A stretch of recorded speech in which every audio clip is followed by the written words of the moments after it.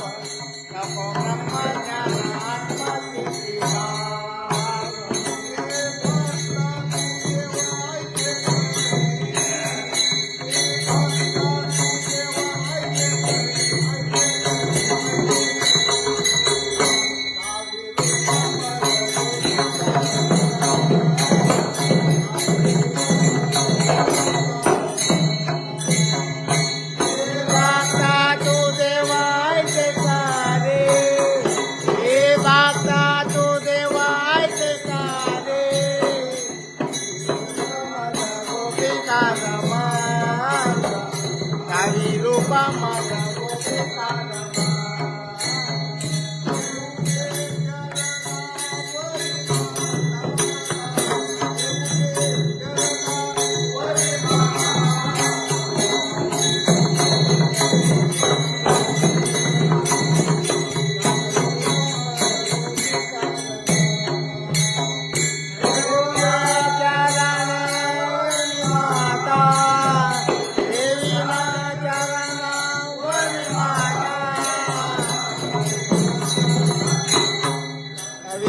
माझा गोपिका रमा. रूपा माझा गोपिका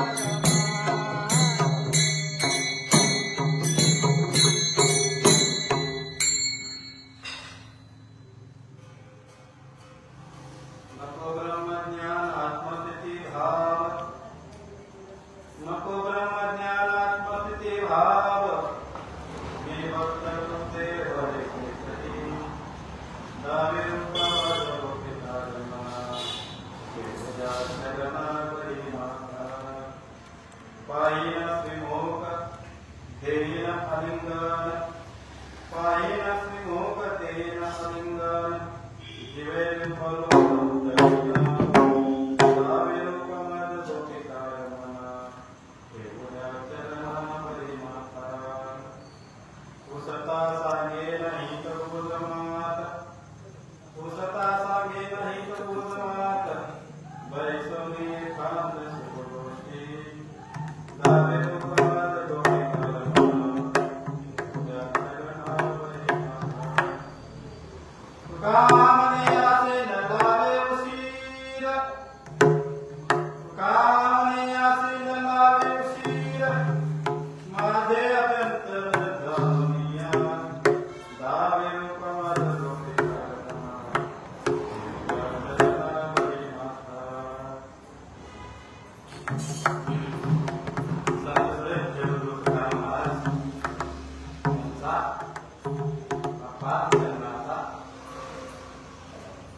भक्ती पण म्हणण्यापेक्षा उपदेश पण करण्याचा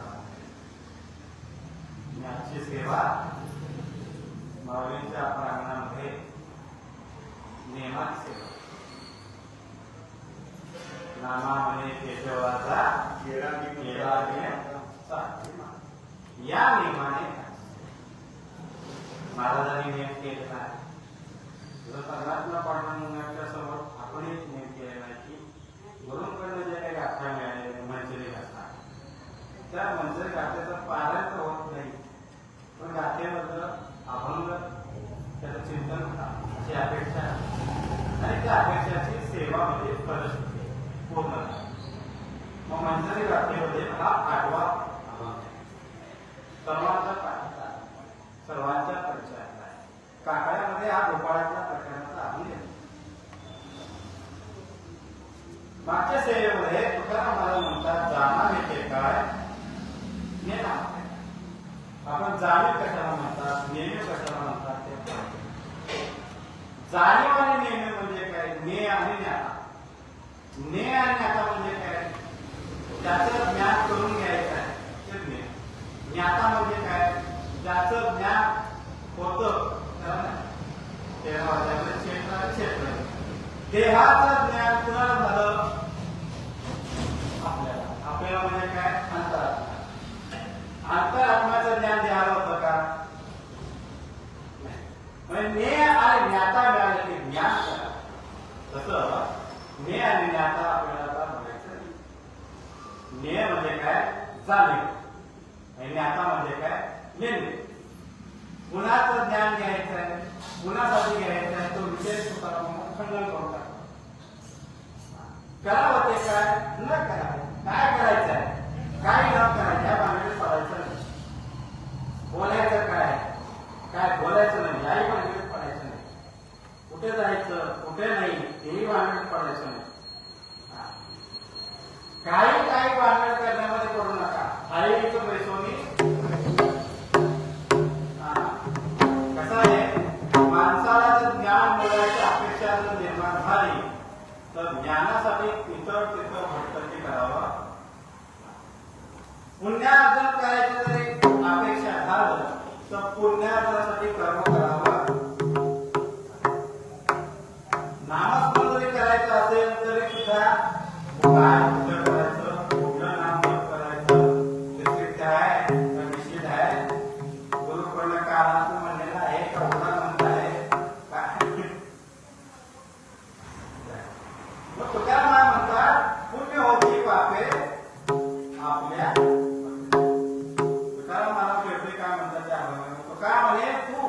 करीशी ते तेव्हा तू जे काही आमच्याकडे करून घेशील किंवा आमच्याकडे जे करशील ते सोपं आहे.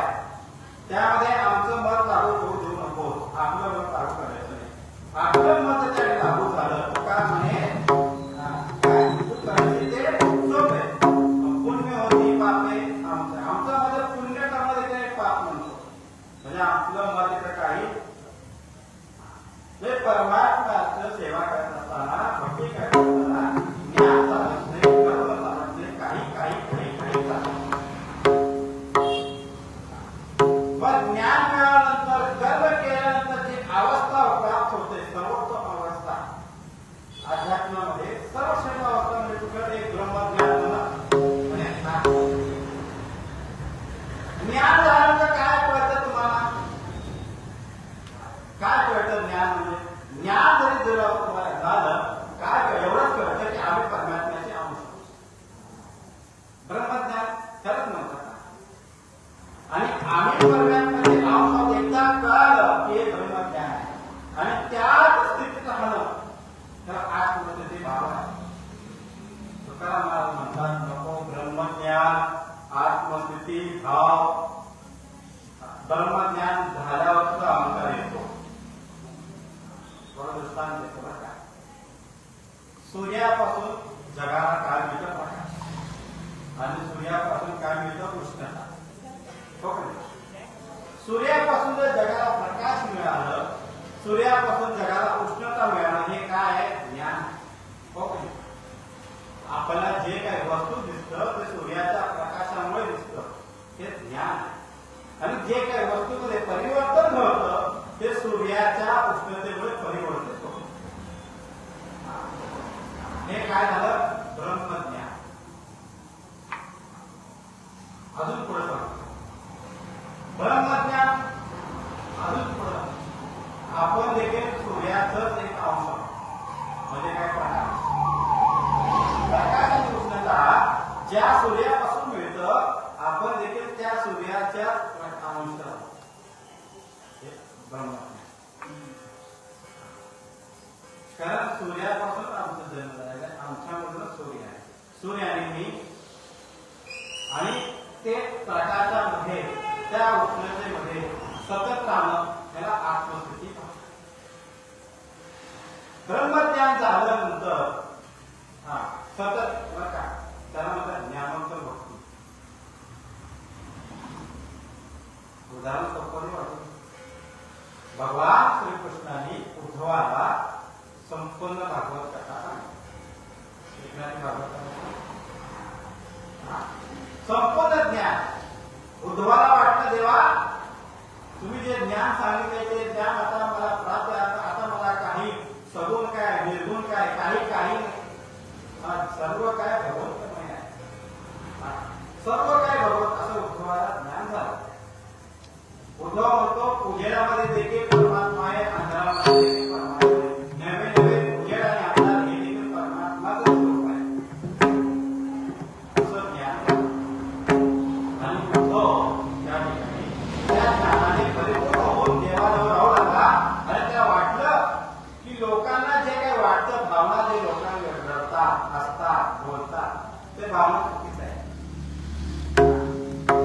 गोकुळामध्ये गोपिका शोक करतात कृष्ण लांब गेला.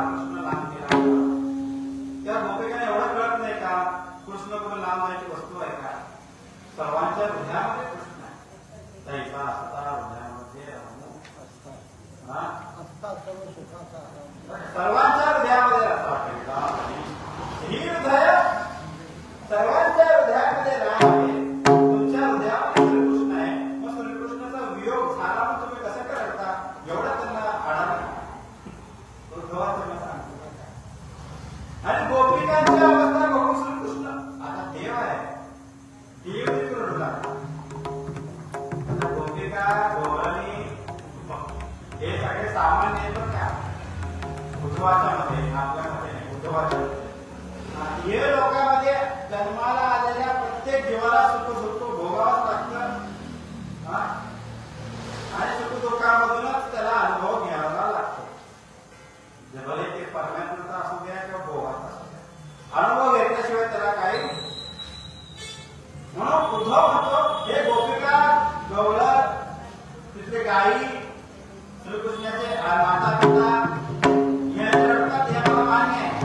देव सुद्धा वाटेपासून रडावा. देवाच्या देखील डोळ्यामध्ये असून यावं.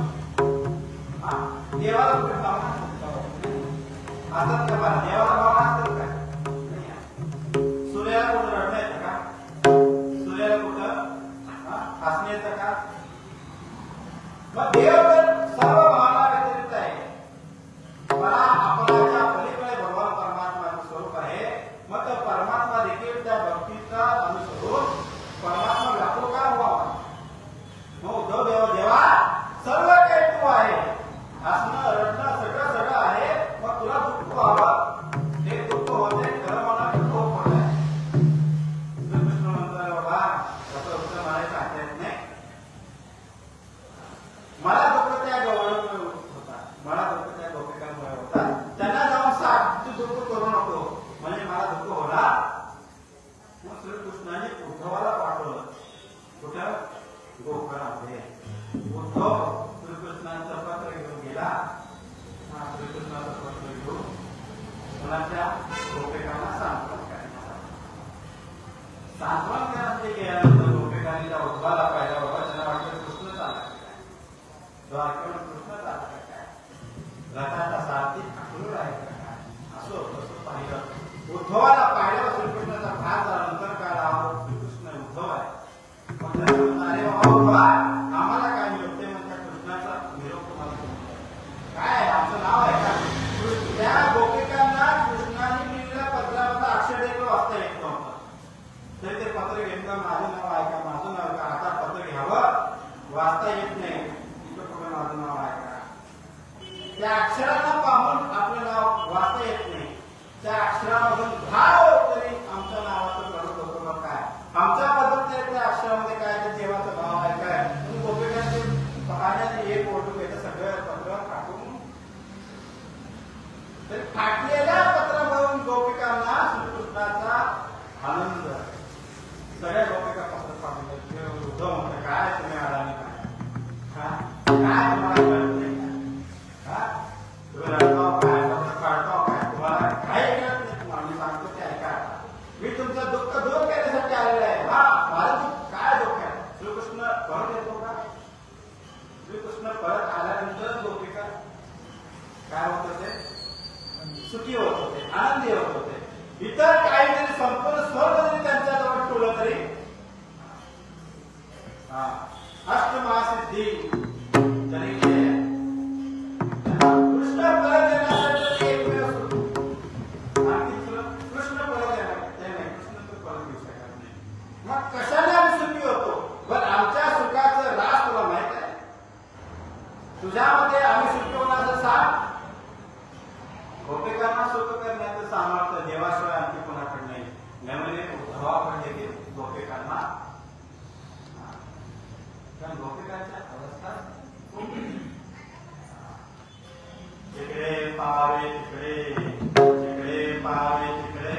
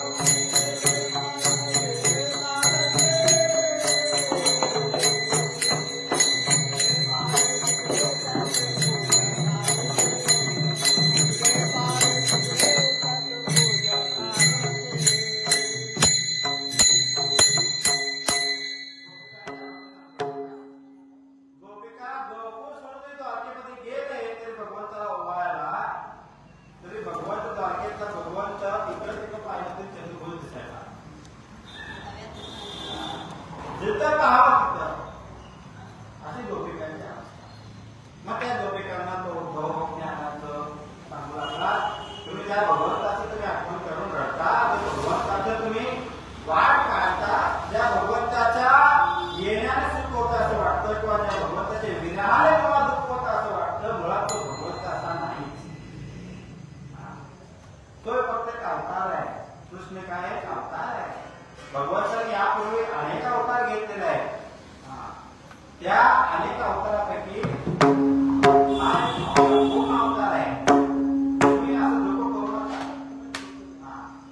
त्याच्या अगोदर भगवंताने मत्स्य अवतार, दूध अवतार, वराह अवतार, नरसिंह अवतार, परशुराम अवतार, राम अवतार घेऊन भगवंत या सृष्टीमध्ये आलेला आहे, या युगामध्ये आलेला आहे, भक्तांना दर्शन दिलेलं आहे. भगवंतांनी कार्य करून आपापले गेले. तुम्ही या भगवंताच्या त्या रूपाला गेलेल्या या रूपाला तुम्ही आठवण करता, हे सगळं तुम्हाला ज्ञान आहे. जग याच्या पुढे हा भगवंत आहे. आधीचा अवतार संपणार एक दिवस, अजून पुढे भगवंत अवतार घेणारच आहे. असं तुम्ही दुःखी होऊ नका. तुम्ही अज्ञानामध्ये अडकत चाललेला आहे. थोडं ज्ञानाकडे जावा. किती साधं सोडतो सरळ, मलाही पटत नाही, पटायला पाहिजे की नाही. तुम्ही मला महाराज एका कीर्तनासाठी सोडू नका, अजून कीर्तन भरपूर येणार आहे. हो की नाही? एका कीर्तनामध्ये अडकू नका, अजून भरपूर वेळ आहे. हा, देवाने भरपूर आयुष्य दिलेलं आहे. एक कीर्तन बोललं तरी काय झालं, पुढच्या वेळेस नक्की होईल. कसं उद्धव गोपिकांना सांगतो, तुम्ही ज्या भगवानच्या वाट पाहता ते निरर्थक आहे. त्या भगवंतात तुमच्या नाही आहे, भगवंत तुमच्या हृदयामध्येच आहे. गोकुळामध्येच भगवंत आहे. गोकुळाच्या इथं तिथं सर्वत्र भगवंत आहे. त्याचा अनुभव घ्या. समोर साकार भगवंताच्या रूपाच्या पाठीमागे पाहू नका. निर्गुण निराकार परमात्म्याचा जाणून ठेवा. त्याचं सुख घ्या, त्यामध्ये सर्व आनंद आहे. असं उद्धव असं बोललो, शहाणा असं बोललं. शहाणाचं बोलणं अगदी बरोबर असतं, बुद्धीला पटतं, पण मनाला पकड, मनाला असतात, बुद्धीला पटतं. तर्काच्या आधाराने एखादा सिद्धांत आपण सिद्ध जरी केला, तर्काच्या आधाराने सिद्धांत सिद्ध होतो, परंतु सिद्ध झालेल्या सिद्धांताचा अनुभव तर्काच्या आधाराने अनुभव घेता येत नाही. स्वप्नामध्ये आंबा तुम्हाला खायला मिळालं, स्वप्नामध्ये तुम्ही आता खाल्ला, तुमचं पोट भरलं आणि स्वप्नामध्ये तुम्ही जागा गेला. आनंद कुठे झाला सांगा. साकार स्वप्नात आंबा मिळाला, खाल्लो, झोपलो, झोपी लागलं. स्वप्नातल्या झोपेला किंमत आहे का? स्वप्नातल्या भुकेला तृप्तीला किंमत आहे का? तसं उद्धवाचं बोलणं आहे ते सर्व मान्य आहे, शास्त्र सुसंगत आहे, वेदाला सुसंगत आहे, परंतु वर्तमान स्थितीला भोग प्राप्त ते सिद्ध होत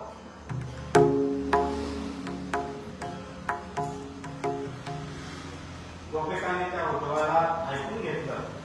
छान लोक काय करतात, सगळं ऐकून घेतात. सगळं भुवाचं छान कीर्तन ऐकून घेतात. भुवा गेला,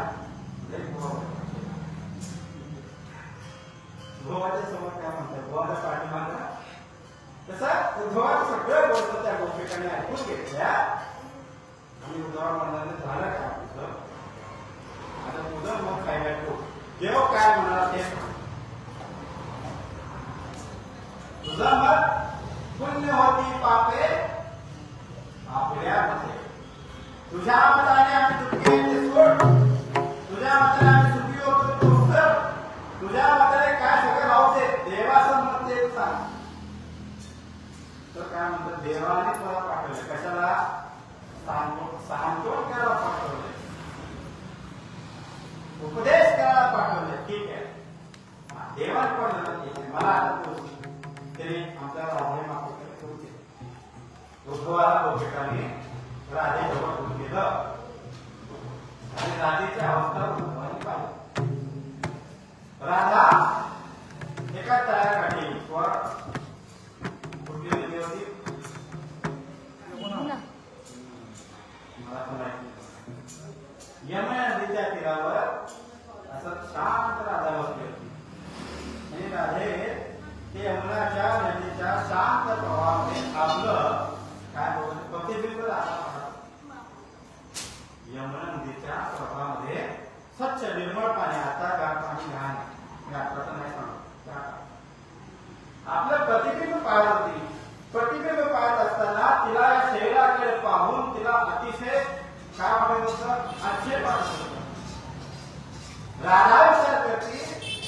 शरीर आणि शरीराचं प्रतिबिंब कुणासाठी म्हणावं? शरीराचं अस्तित्व आहे म्हणून प्रतिबिंबाचं अस्तित्व सिद्ध होत आहे. मग आम्ही भगवंताचा स्वीकार करावा तर भगवंताचा त्याग करावा, ह्याच्यामध्ये अडकून बसावं, भगवंताचा आस्वाद कसा घ्यावा? स्वीकार आणि त्याग भावनाच नाही आहे. राजाचं मत शरीर आहे तर प्रतिबिंब दिसतच. तसं आमच्या हृदयामध्ये भगवंत आहे, आम्ही भक्तीमध्ये आहोत, तर आमचं प्रतिबिंब न दिसता हे प्रतिबिंब श्रीकृष्णाचं दिसायला पाहिजे. म्हणून राधा आपल्या शरीराच्या प्रतिबिंबामध्ये कृष्णाचं प्रतिबिंब पाहते. पाहता पाहता पाहता काय झाले, त्या प्रतिबिंबामध्ये श्रीकृष्णाचं दर्शन राहू लागलं. राधा सुरुवातीला बघत बघत बघत आणि अचानक हसू लागली आणि त्या प्रतिबिंबाला बोलते, आहे कृष्णा, पहिला माझं प्रतिबिंब मला दाखवतोस आणि त्या प्रतिबिंबामध्ये तुझं दर्शन मला घडवतोस, नेमकं तुला करायचं तरी काय? कोणाशी बोलत आहे? आपल्या प्रतिबिंबाशी. बघा, यमुना नदीच्या त्या पडलेल्या प्रतिबिंबाशी बोलत आहे आणि त्या प्रतिबिंब कळतं ना, आपण आशासमोर उभं राहिलं तर आपल्या देह आशामध्ये दिसतो, पण त्या देहाला दिसतात भगवंत दिसू लागलं आणि राधेच्या प्रतिबिंबामध्ये श्रीकृष्ण म्हणतो, राधा मी कुठं तुला पडून गेलो, इच्छाच आहे. मग राधेला दोन चुटकुले, म्हणजे एखाद्या छोटस चुटकुलं काय म्हणतो मला, एखाद्या हास्यपद काहीतरी बोलत राधा हसू पण असू लागली, रडता रडता असू लागली, असता रडू लागलं. राधेचं हे बघून भाऊ उद्धव त्या जवळ गेला आणि राधेला पाहतो आणि राधेच्या प्रतिबिंबाला पाहतो नदीमध्ये, तर त्या ठिकाणी राधा आणि संतुष्ट आहे.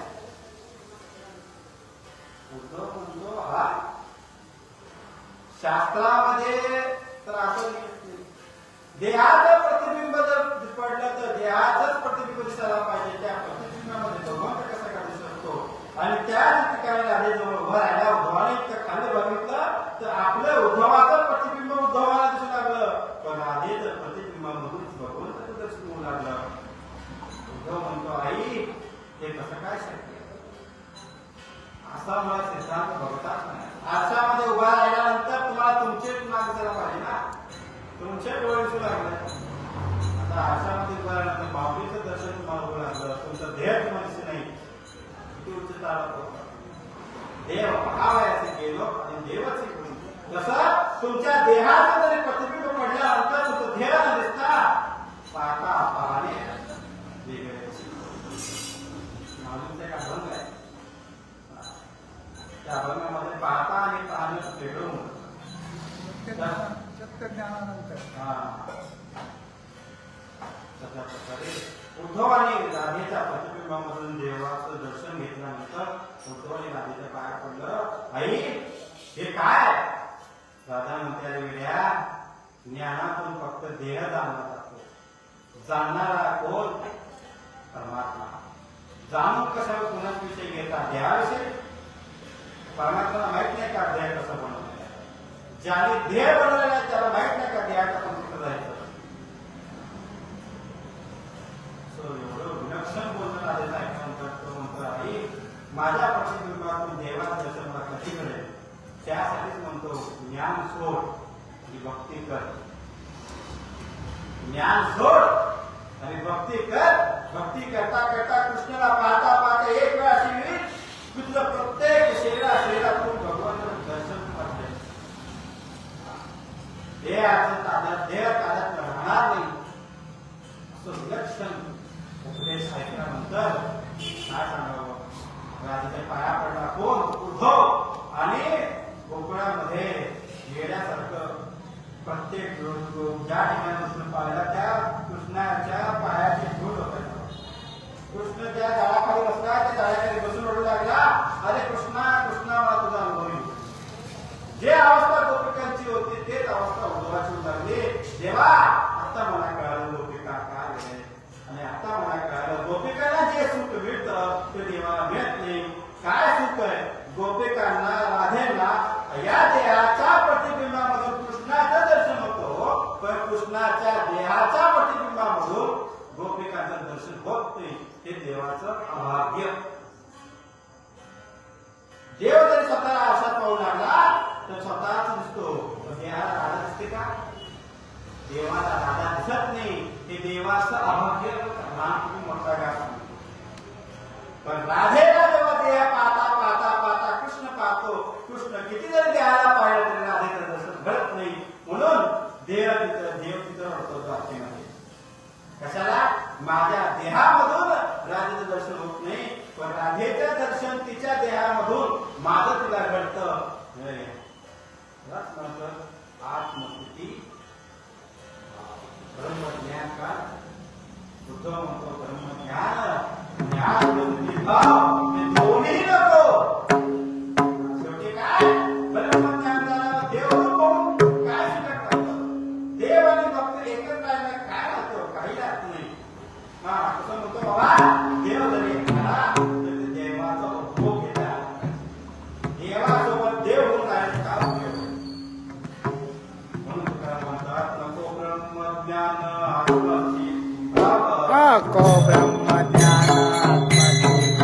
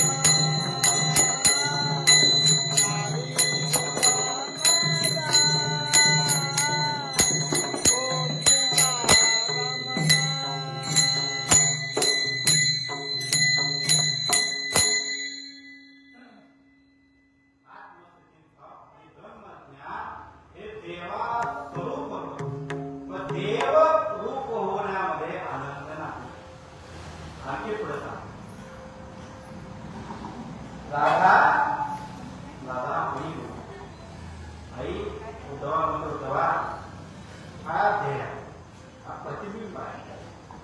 या देहामध्ये माझं अस्तित्व आहे, म्हणजे कुणाचं भक्त आहे. पण देवाचं अस्तित्व प्रतिबिंबामध्ये आहे.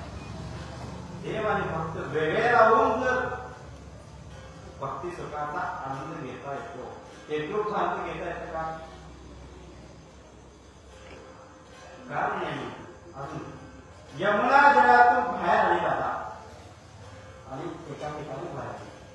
आता उद्धवासाठी उद्धवा माझं प्रतिबिंब कुठं आहे? पाण्यात. आता माझं प्रतिबिंब मला दिसतं का? आता या देहातून देवाला आता पाण्यामध्ये भगवानाचं दर्शन प्रतिबिंब करता येते. आता सावली कुठं दिसतं? 12 वाजता डोक्यावर सोने असेल वर्णन करतात राधेच्या सावलीवरून सुद्धा भगवंत दर्शन होतं. सूर्य डोक्यावर असेल तर प्रतिबिंब दिसतं का? सावली नाही दिसत. आता मला सांग, देव आणि मी जर एकरूप झालो तर भक्ती सुखाचा आनंद घेता येईल. भक्ती सुखाचा आनंद घेण्यासाठीच आपल्याला देव आणि भक्त वेगळं असणार पाहिजे. भक्ती सुखाच्या आनंदासाठी म्हणून देव पाहायचं केलं, देवच पुढे राहिलो, सर्वोत्तम अवस्था आहे, पण सुख नाही आहे. म्हणून सप्तऋषी भगवंताच्या लोकांमध्ये आहेत, पण कसं आहे आत्मस्थितीमध्ये त्यांना सुख लागत नाही, दुःख लागत नाही. भगवत स्वरूप कुठे आणतो? भागवत स्वरूप. भागवत स्वरूप झाल्यानंतर भगवंताचा अनुभव घेता येईल. आणखी सांगू, भगवंताच्या विरहामध्ये दुःख असलं तरी त्या दुःखामध्ये भक्तीचा भाव, भगवंताचा भाव अनुभवाला मिळतो. म्हणून तू भक्त तू देव, मी भक्त तू देव. तुकोबाराने कळालं, गोपिका असं आहेत ना, देवाला आणि आपल्याला वेगळं पाहत नाही. हो, आम्ही एकत्र आहोत, पण देवाचा विरह झाल्याबरोबर जे दुःख आहे ते दुःखामध्ये सुद्धा आनंद, अशी सर्वत्र आनंद हे ब्रह्मज्ञानामध्ये नाही आणि आत्मशक्तीमध्ये सुद्धा. म्हणून भक्ती पुण्याना ज्ञान नको देवा, भक्ती विन ज्ञान नको, भक्तीशिवाय देवा ज्ञान नको असं मागणं महाराज भगवंत. जाणीव नको, नेणू नको, कर्म नको, करता नको, काही काही नको देवा. फक्त तू देव राहा आणि भक्त राहा. भक्तामध्ये फक्त देवाची भक्ती केल्यावरच असं मानलं महाराज देवाला. आणि कुठल्या रूप दावी रूपमत गोपिका रमणा. देवा ज्ञान प्राप्त झालं की तुझं सर्वस्व अनुभव घेता येतं, पण माझं मस्तक कुठं ठेवू? मस्तक केलं ती जागा पाहिजे ना. म्हणून मंदिर आहे डोकं टेकवण्यासाठी. मस्तक रे पायावरी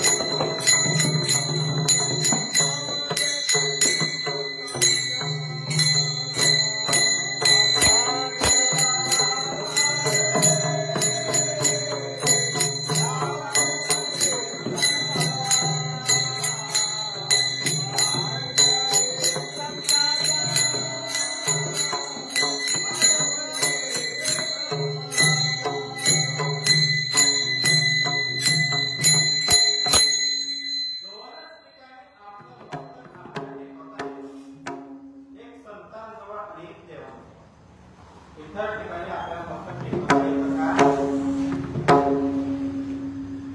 देवाला म्हणतात देवा आम्ही जर देव रूप झालो तर देवाने देवाच्या पाया पडायचे का? कसं शक्य आहे? देवात आध्यात्म्य शिल्लक राहत कसं ब्रह्मज्ञानाने जर स्वतःला देव म्हणून लागलं तर ब्रह्मज्ञान झालेल्या लोकांनी कोणाला डोकं टेकवायचं? आत्मस्थितीत राहिल्यानंतर कुणाचं पाय पडावं? म्हणून वारकरी लोकांमध्ये अहंकार आला की कोणी कुणाचं पाय पडत नाही. माझे 700 कीर्तन झालं, त्याचे फक्त 200 कीर्तन झाले. अहम ब्रह्मास्मी ते द्यायचं नाही माहिती. नको विषयांचा परिणाम गोड विषय चांगलं सांगतो. म्हणून ब्रह्मज्ञान झालं भगवंताच्या पायावर मस्तक ठेवता. म्हणून तुकोबाला सांगतात मस्तक ठेवण्यासाठी मस्तक टेकवण्यासाठी एक तरी संत आम्हाला पाहिजे, नाहीतर आम्हाला देव तरी. संताविना प्राप्ती नाही. ऐसे वेद देते काय मग संतांच्या डोक्याला आम्ही साष्टांग हे करी दंडवत श्री संताची माथा केळावे. दोनच ठिकाणी आम्हाला मस्तक टेकवतं. म्हणून देवा आता या कलियुगामध्ये तर गुरु भेटणं अतिशय अवघड आहे. मिळतं का? बहुदुर्गम आहे संत भेटी एवढं दुर्लभ आहे, एवढं दुर्लभ आहे. शेवटी तुकाराम महाराजांना देव स्वप्नात जाऊन गुरुरूपाने दर्शन दिला. माझ्या विठोबाचा माझ्या विठोबाचा कैसा प्रेम भाव आपण ती देव होय गुरु भोजना मागता उपपावशी पडला. स्वप्नामध्ये देव जाऊन प्रत्यक्ष तुकोबांना दर्शन दिलं की बाबा उघडा मंत्रचा मार्गशीर्ष पाहुणे स्वप्नामध्ये. म्हणजे या लोकांमध्ये या कलियुगामध्ये गुरु देखील अतिशय दुर्लभ आहे. गुरु दुर्मिळ आहे. देव मग गुरु भेटल्यानंतर देवाचं ज्ञान होतो. पण देवाचं दर्शन सुद्धा कसं पाहिजे? सद्गुण साकार निर्गुण निराकार देव चालत देवाच्या समोर आणि संतांच्या समोरच कीर्तन करायचं. आपल्या पाडाचा नियम आहे. कीर्तन करायचं तर देवाच्या समोर संतांच्या. कीर्तन तुम्ही म्हणा माझं वाळवंटामध्ये कीर्तन झाले, नामदेव कीर्तन करून पुढे नाचे. मग देवाच्या समोर नामदेव कीर्तन करत आहे.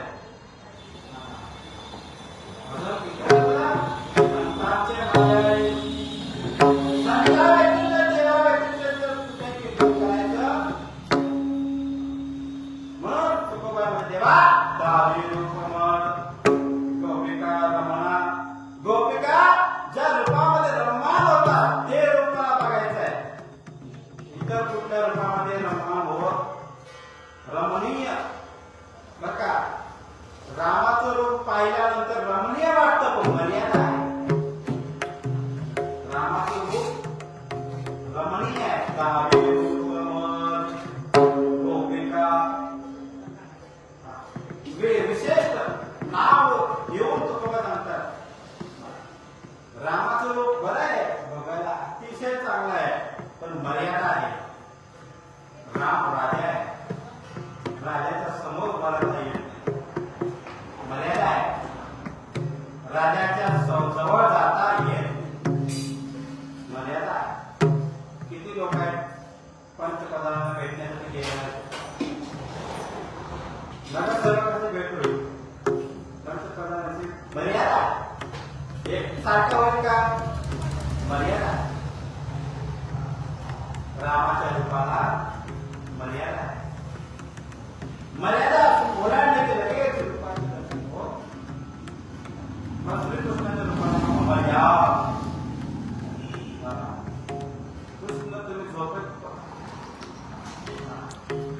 गोपिकांची अवस्था कशी होती? अंघोळ करताना कृष्ण, झोपताना खाताना. एवढं नाही नवऱ्याचा भोग घेत असताना देखील कृष्णाचा आठवण. म्हणून तर आज वेळ झाला ना. सुंदरचे ध्यान घेऊन नंदाचे अंगणी गोपाळ गौरी खेळतात.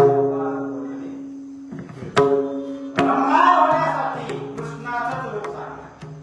रामाला मर्यादा. परशुराम तर अतिशय घाबरतात.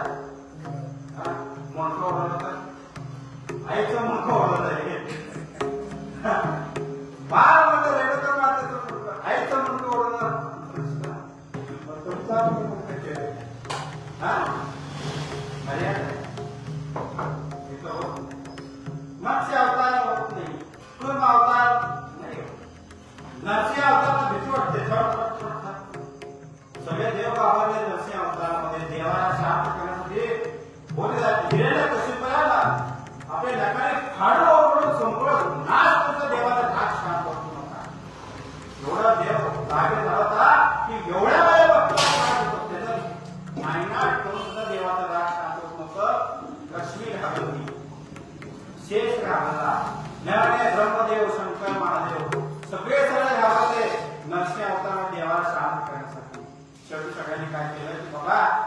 कशासाठी अवतार घेतला त्यालाच कळलं बाबा ते होता त्या देवाला शांत कर याने सगळं पृथ्वी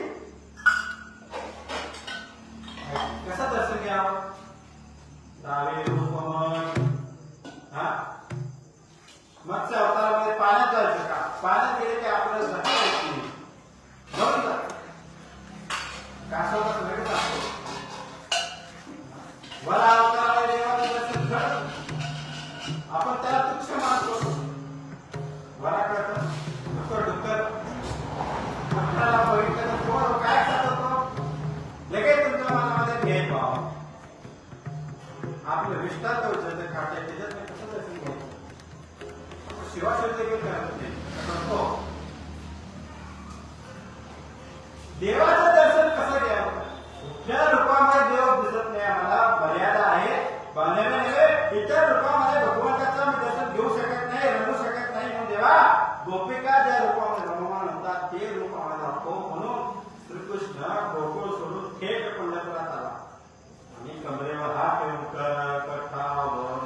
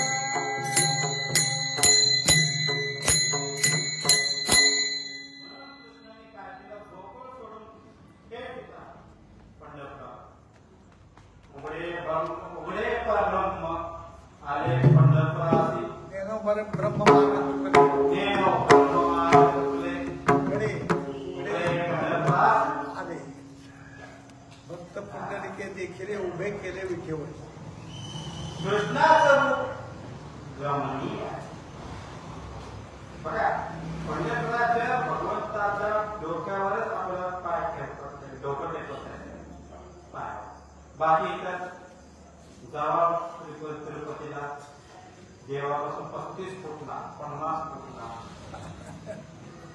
अयोध्याला गेलं सुद्धा 50 फूट जास्तीत जास्त 15 फूट शिवायचं नाही मर्यादा. असे काही मंदिर आहेत की आपल्याला देखील मंदिराचा गर्भगृह देखील करायचं नाही. पण आमचा पाठवून कसा आहे यादे लागे कसं याती भरती नारी नर कुणाला सगळ्यांना जवळ घेतो. मुळा पागळा आंधळा कोणी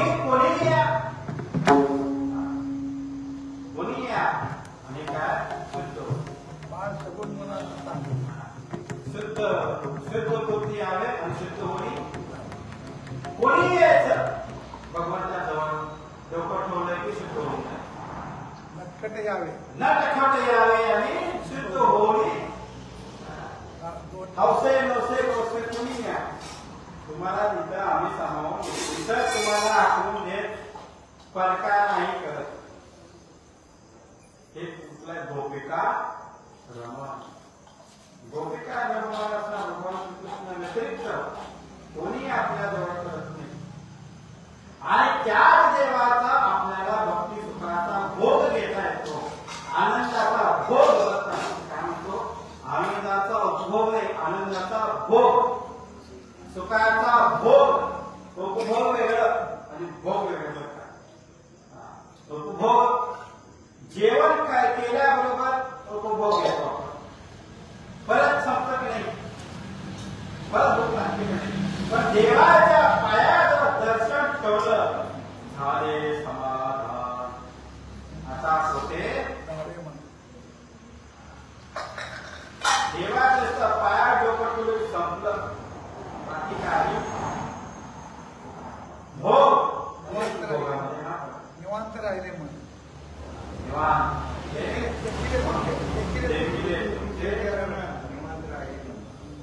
मग गोपिका रमणाचं जे रूप आहे देवा तेच आम्हाला ठेवू त्याच रूपाच्या पायावर आम्हाला मस्त ठेवल्या चरणा नुसतं माता ठेवायचं आहे का आम्हाला भोग घ्यायचं. कसं भोग घ्यायचं पाहिन काय श्रीमुख देईन अलिंग नुसतं देवाचं दर्शन घ्यायचं नाही. देवाच्या पायावर मस्तक ठेवून देवा पहिला पूर्वीचे लोक विठ्ठला आनंद घेत होते. आता ते स्वतःहून केलं आपलं पाप अडवायला हो ते नाही आपलं पाप आहे. पहिला मनाने जरी पाप केलं तरी देवाच्या गर्भगृहामध्ये गेल्यावर ते पाप नष्ट होत होतं. आता एवढं पाप झालेलं आहे त्या पापाला राहायला जागा देखील नाही. शास्त्रामध्ये असं वर्णन आलेलं आहे तुमच्या शरीरावर 3.5 लाख रोमावळे आहेत आणि त्या प्रत्येक रोमावळ्यामध्ये केस आहे आणि त्या प्रत्येक केसामध्ये एक पाप. एवढं पाप आपल्या शरीरावर वाचतो. आता 3.5 रोमावळी किती केस आहेत त्याच्यावर जर पाप राहिला तर सांगा. तू एवढं पाप जायला की ते भगवंताचा आनंद घेऊ शकत आता अलिंगनाकडे मोक्ष सांगितला. मग तुकोबाला म्हणता देवा ते नुसतं पायावर मस्तक ठेवायचं नाही तुला शांत करायचं पाहिन श्रीमुख. देवाचं मुख पाहत राहावं पाहता श्रीमुख सुखावले त्या भगवंताचं रूप पाहिल्याबरोबर का मानवाला आनंद झाला.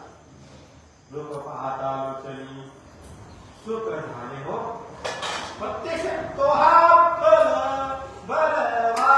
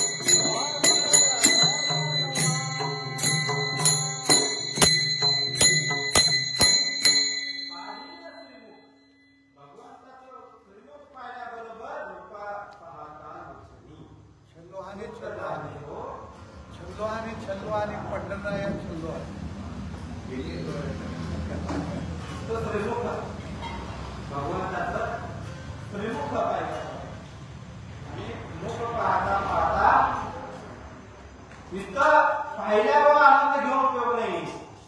पाहिलेन त्रिमुख देईन आलिंगन द्यायचं आहे आम्हाला. देवाला आलिंगन देण्यासाठी खूप त्रास आहे. ते आनंद भोगण्यासाठी देवाला मिठी मारण्यासाठी तुकोबाला काय म्हणतात, मी भक्त तू देव. आपण आपल्याला मिठी मारतो का मारून घ्या बरोबर आहे का आनंद. मीच परमात्म्याचा अंश, अहम ब्रह्मास्मी, मीच देव, माझा मीच देव असं म्हणून स्वतःला स्वतःचे का स्वतः पडतो आपण आमच्या धरतो. लहानपणी शिक्षा म्हणत होते तर लहानपणी ते शिक्षा होतं पण आपलंच आपलं दर्शन घ्यायचं.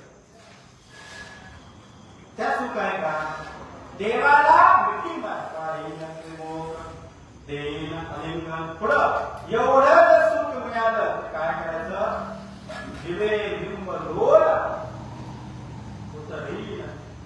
देवाचं रूप पाहायला मिळालं, देवाच्या पायावर मस्तक ठेवायला मिळालं, नवे नवे देवाला आनंद आम्हाला मिळालं देता आलं, तर हा जीव जरी गेला तरी काही हरकत. जीव देव पायी संता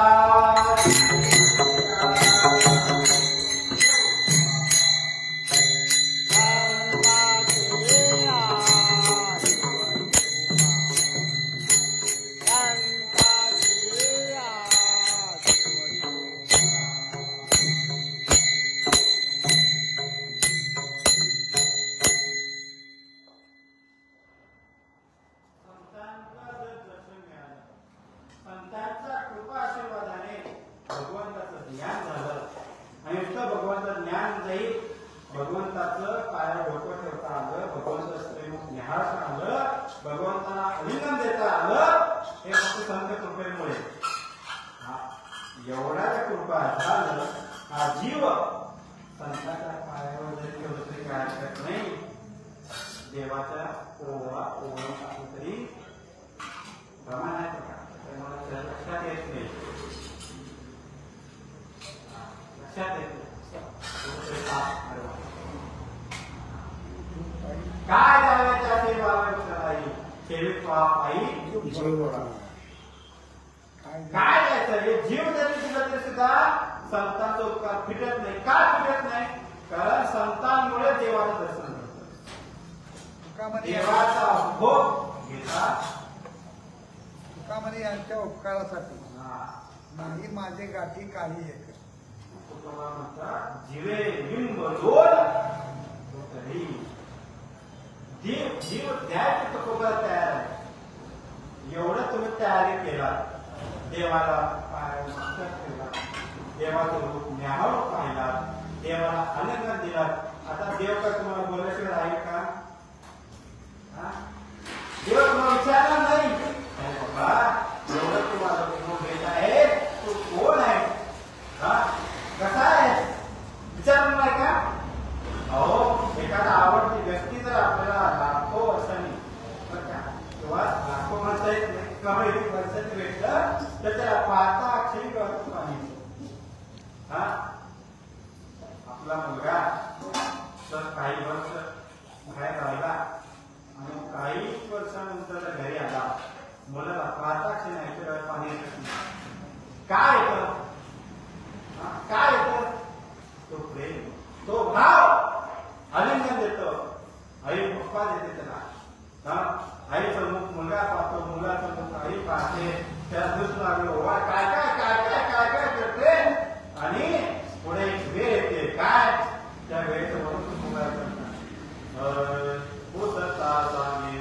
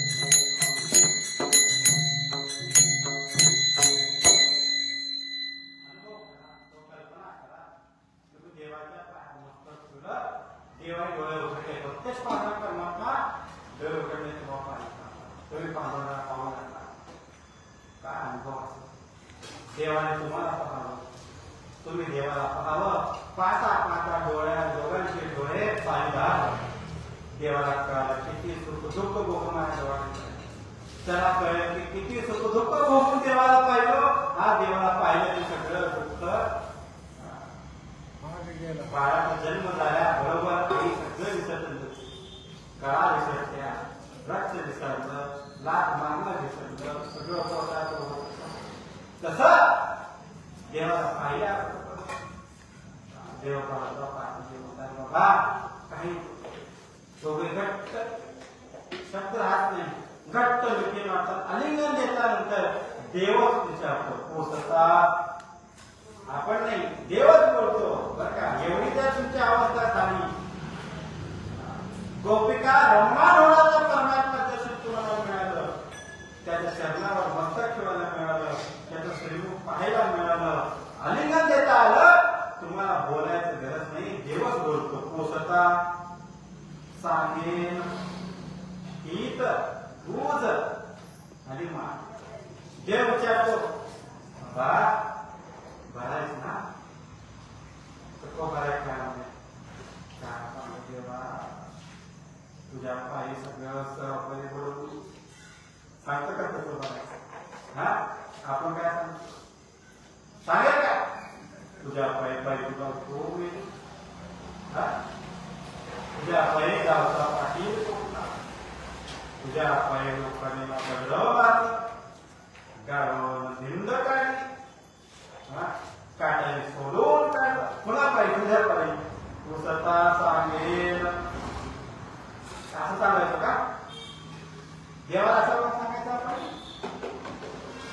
तेव्हा काय सांगायचं कोणाला वर्णन करता हित काय हित आहे देवा तुझं दर्शन होत असेल तर लाखो साध्याला काठाने बाबूच्या काठाने मात करायला तयार आहे तुझं दर्शन होत असेल तर आपण सांगायला सांगितलं चौकाच्या पाण्याने आंघोळ कर तर रोज उकाच्या पाण्याने आंघोळ केलं एकदा गावातून देवेल काळ तुम्ही समाधान झालं असेल तर काय देवा मी रोज हे काळ लावत असतो एकदा सावकारची बोलून जर दर्शनाला मिळालं असतं तर अनेक सावकारचे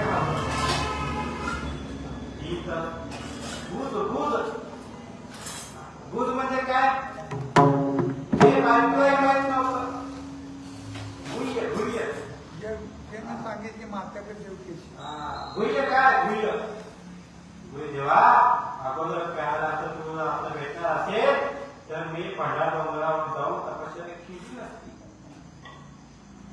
बापच्या डोंगरावर जाऊन केलं असतं गुह्य गुह्य जेव्हा तुझं दर्शन असं मिळत असेल तर आपण बघायला जे वस्तू स्वतःला माहीत असतात ही तर बोध आणि मात मात म्हणजे काय परिस्थितीवर मात करून आपलं कर्तृत्व देव विचारलं तर सांगायचं बरं का इतर कोणी विचारलं बुवा विचारू दे बायको विचारू दे मुलगा विचारू दे काय सांगायचं नाही बुवाला विचारलं महाराज बुवा पाकिटचे बुवा सांगतो का कसं देवाला जर खूप काय पैशाचे काय म्हणतो पुसता सांगेल एक जमात आणि पैसोनी शांत काय सुख सुखाची गोष्ट अर्जुन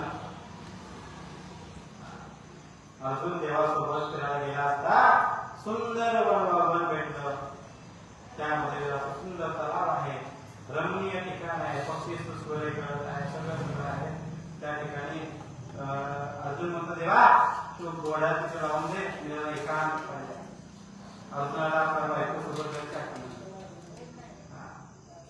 आठवण आली आता देवाला देवाची बहीणच तिथं होता हो ना देव म्हणता अरे बाप डॉक्टर बायकोची आठवण आली म्हणून देव काय सोबत घेऊन एकांत बघा एकांत कोण असलेला भक्त त्या एकांतामध्ये आपल्या पत्नीचा तो काय करता आठवण करताय तिथं पत्नी येऊ शकत नाही देवाला कळतं पण का दान देवाचं सुखदुःख करतं आपलं.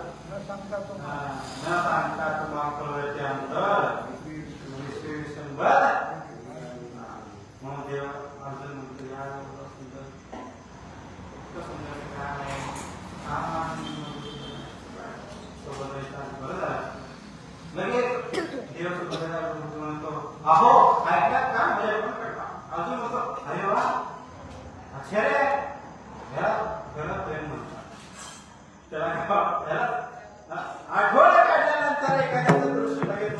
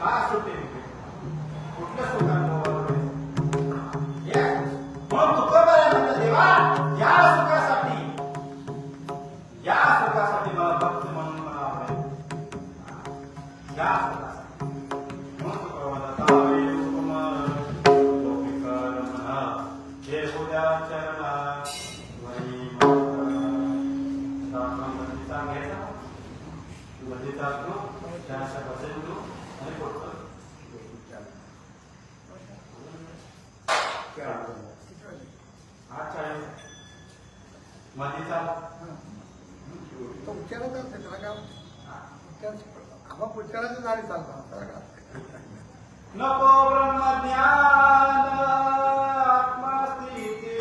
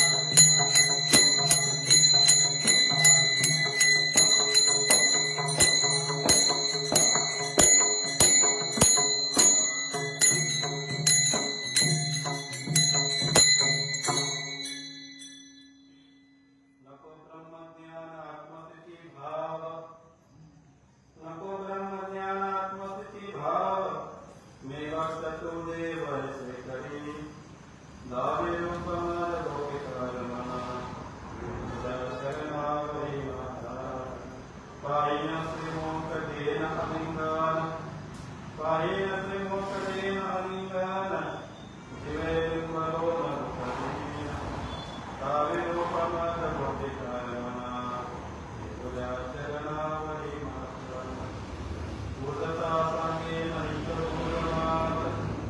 पुरुषता सांगे नाही कबूलमात वैस्वामी खान सुखगोष्ठी दावे उपमद गोपिकार म्हणा उद्या चरणावरी माता तुका म्हणे असे न लावे उशीर तुका म्हणे असे न लावे उशीर माझे अभ्यंतर जाणूया दावे उपमद गोपिकार म्हणा उद्या चरणावरी माता.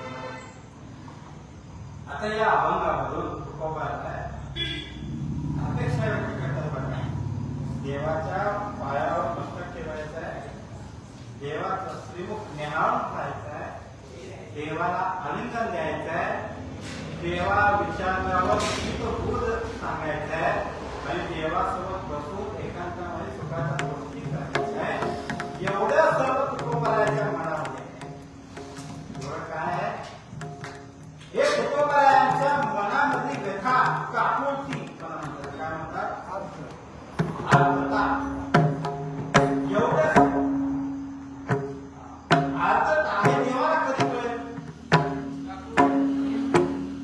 तुका म्हणे तुम्ही निर्विद्या मग माझा हरी उपेल अशा अवस्था यायला पाहिजे का? विश्लेषण आठवण तुम्ही त्यावेळी पांडुरंगा किंव किंवा माझी सांगायला माझी किंव कधी येईल त्या देवाला? एवढी मी काकुळ केले, मी देवाची वाट पाहतो, एवढ्या आर्ततेने देवाची मी हाका मारतो, देवाची वाट पाहतो. त्या देवाला माझ्या देहामध्ये जे चालू आहे, माझ्या अंतरंगामध्ये ते कधी कळेल? तेव्हा उशीर करू नका. कागा केवलवाना केला गागा केविलोबाना दिनाचा दिन काय तुझी हीन शक्ती झाली शक्तीहीन झाली दिशे एकटं मला कापून तुला आणू नको, ते उशीर होईल. तुकोबा म्हणतात का म्हणे अशी न लावे, का असल्या भक्ताला जर उशिरा केला तर भक्ताचं देह ताब्यात सुटून जातं. डोंगराला लाट पाहता पाहता पाहता अक्षरशः देह संपतो, पण त्यांच्या डोळ्यातले आठवणी संपत नाही. असं म्हणतात श्रीकृष्ण गोकुळ केल्याबरोबर तो एवढ्या दुःखाने नंदलाल आणि त्यांचे ऐकून यशोदा माता इतकं रडल्या की त्या रडल्यामुळं त्यांच्या अंगणामध्ये असलेलं शेवग्याचं झाड सुकून घेतलं. त्या दोघांचं अश्रू इतकं वाहत उद्धवाच्या पायाकडून गेलं होतं. अश्रू त्यांचे थांबतच नव्हतं. डोळ्याचं पाणी पाण्याची झाली नदी आणि ते नदीत पोचली उद्धवाच्या पाय. उद्धव सांगितलं तुम्हाला, गावात आल्याबरोबर विचारलं की श्रीकृष्णाचं घर कुठे आहे? तर लोक काय सांगितले, हे जे पाणी आहे ना, हे पाणी जिथून येतं जिथं संपतं तिथं श्रीकृष्णाचं घर असतं, नंदलालाचं घर आहे. पण एवढं जगात पाणी नाही. त्या कृष्णाच्या वियोगाने रडता रडता त्यांच्या अश्रूच्या पाण्याची नदी झालेली आहे. महाराज वाटुली पाहता शिनिले नयन असं सांग. मग एवढं भक्त जर देवाचं जर काकुळतीने वाट पाहू लागला तर त्या भक्ताची अवस्था काय होईल? माऊलीचं वगैरे नाही बघा, पडले तुला देशी बदल आठवे मना.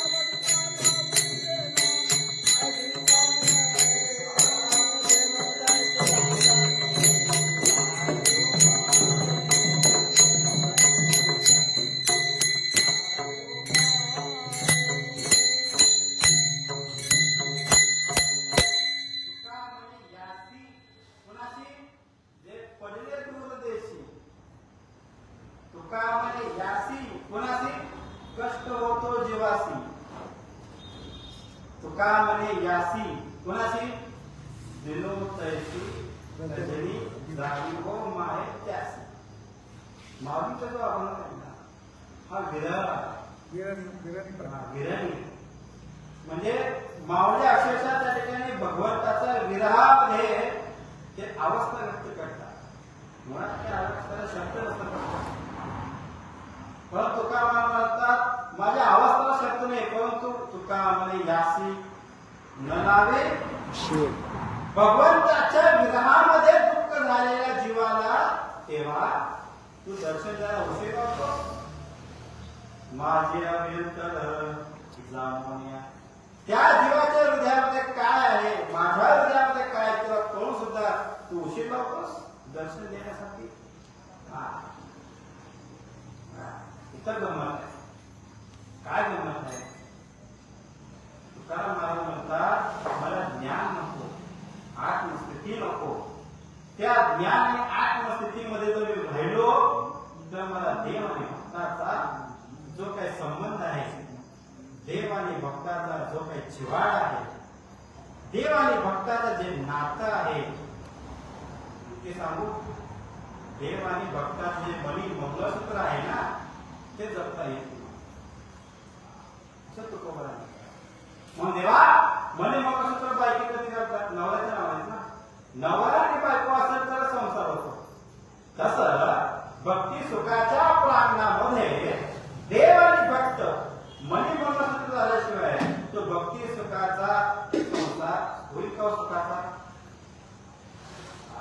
म्हणून देवा या संसारामध्ये देव आणि भक्त आपण आलेलो आहोत. कशासाठी?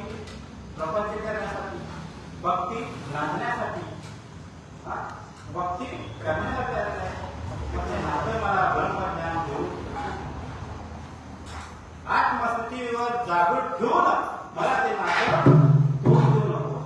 मला या नात्याचं काय होऊ दे? आस्वाद घेऊ दे. मला या नात्याचं भोग भोगू दे. कारण हे एकमेव असं नातं आहे, या नात्यामध्ये देवा प्रत्यक्ष तुला मी पाहता येतो, प्रत्यक्ष तुला मी आलिंगन देऊ शकतो, प्रत्यक्ष तुला काय करू शकतो? डोक्यावर